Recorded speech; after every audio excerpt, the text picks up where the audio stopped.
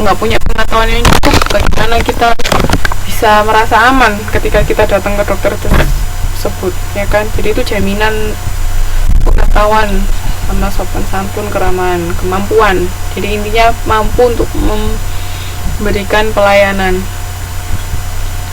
Terus kalau empati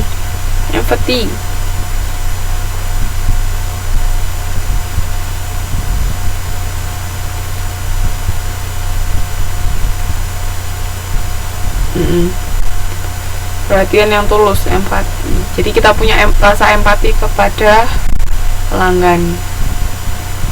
Oke, jadi ini 5 dimensi kualitas jasa, jangan lupa ya.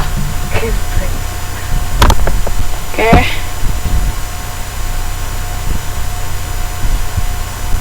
Jadi dimensi kualitas jasa tadi apa aja? Langsung dijawab satu kali ketik, jadi jangan satu. Dimensi kualitas jasa tadi ada 5, apa aja?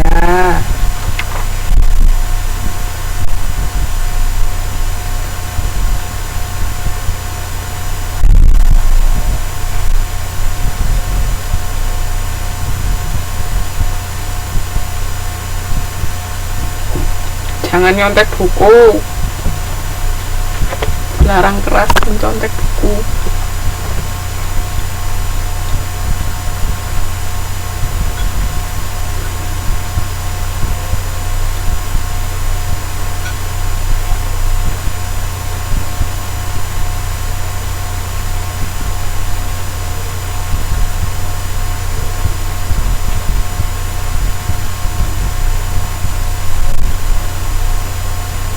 Oke.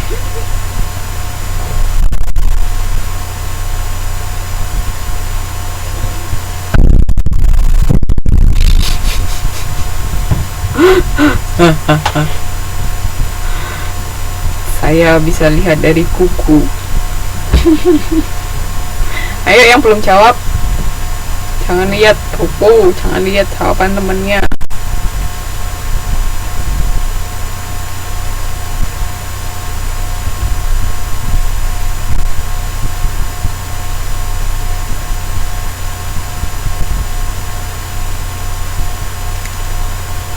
Kalau salah satu nggak terpenuhi, ya kualitas yang diberikan nggak bisa maksimal, Mbak. Ini saling melengkapi. Sebenarnya model service quality ini juga tergantung dari konteks servisnya sendiri, kan perusahaan jasa kan macam-macam. Sekarang kalau Mbak misalnya pernah baca jurnal penelitian ilmiah tentang perusahaan jasa ya, itu service quality ini macam-macam, nggak hanya 5 ini, bisa juga mungkin dalam satu perusahaan itu cuma ada 3 yang penting, atau ada 4, atau ada dimensi lain yang misalnya di perusahaan yang satu sama perusahaan yang lain, maksudnya industri satu, misalnya industri restoran sama hotel berbeda. Jadi itu tergantung konteks perusahaannya. Cuman biasanya dimensi-dimensi ini kalau misalnya jadi satu, mereka harus semuanya terpenuhi. Andai kata salah satu nggak terpenuhi, itu biasanya nggak akan maksimal kualitas yang diberikan. Jadi misalnya dia responsifnya tinggi, tapi dia assurance-nya rendah, kan sama aja. Jadi ketika dia respon tapi karena dia nggak punya pengetahuan, gimana caranya merespon dengan baik, ya nggak? Misalnya itu ada komplain dari konsumen. Oke, kita tanggap, kita bener cepet, kita oh ya gini. Tapi kalau dia nggak punya pengetahuan, gimana caranya dia bisa mengatasi? Nggak mungkin kan? Nah, makanya harus balance semua 5 ini. 5 dimensi kualitas ini harus balance. Tapi ingat juga yang saya bilang sebelumnya tadi, setiap beda industri, maksudnya beda perusahaan jasa, dia punya dimensi yang berbeda pula. Jadi tergantung konteks masing-masing. Cuman ini dasar awalnya, ada yang namanya service quality itu ya 5 ini. Paham ya, Mbak? Empati sama simpati itu beda. Bedanya apa, yo? Ada yang bisa jawab nggak bedanya empati sama simpati itu apa?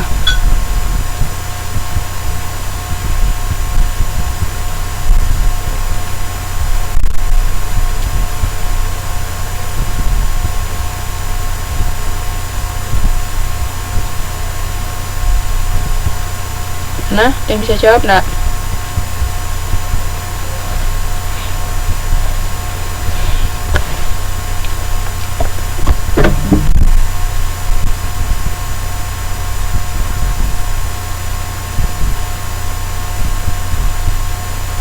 Ketertarikan.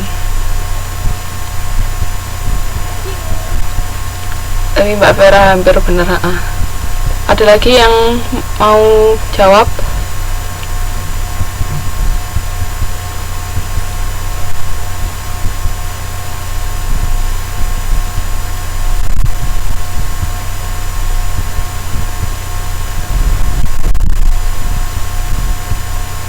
Tidak ada lagi yang mau jawab. Jadi kalau empati itu lebih dalam, Mbak. Empati itu lebih mengikutkan emosi orang. Maksudnya, jadi kayak misalnya ada sesuatu, kita tuh merasa ikut kejadian sama kita gitu loh. Jadi lebih emosinya tuh kita serasa kita juga merasakan apa yang orang lain rasakan. Itu empati.